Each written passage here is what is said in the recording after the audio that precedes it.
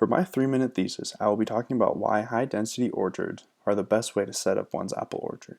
High-density orchards are orchards that squish a lot more trees into a given space. A result of doing so is that you break even quicker, you produce fruit quicker, and your trees are more productive. First, I'd like to talk about the different types of orchards out there. Central leader, the most traditional, dwarf, and high density. In a central leader based orchard, one would normally see around 250 trees in a given acre, and they take between 5 and 8 years until full fruit production.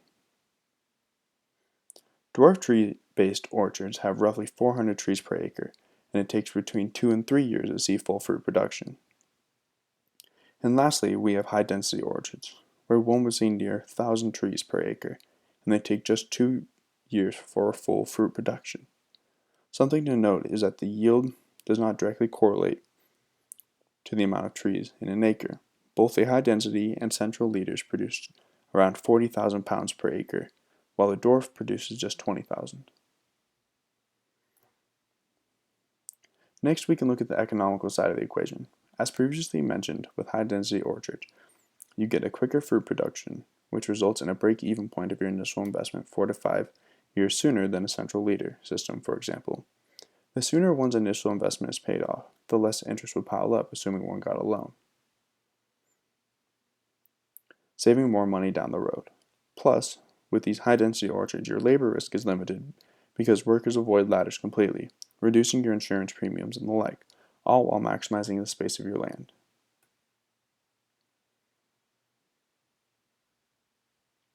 Despite all of these positive reasons for high-density orchards, I know they aren't perfect. High-density orchards do have a significantly higher initial investment of roughly $10,000 an acre.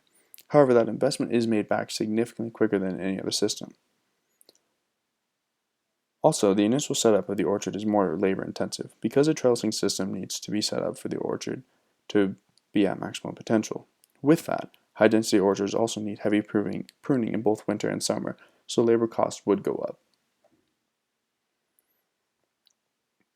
To wrap it all up, high-density orchards are the best way to start a new orchard.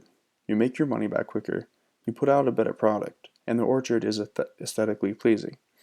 The pros absolutely outweigh the cons, and in this time of always needing the product yesterday, high-density orchards are the future.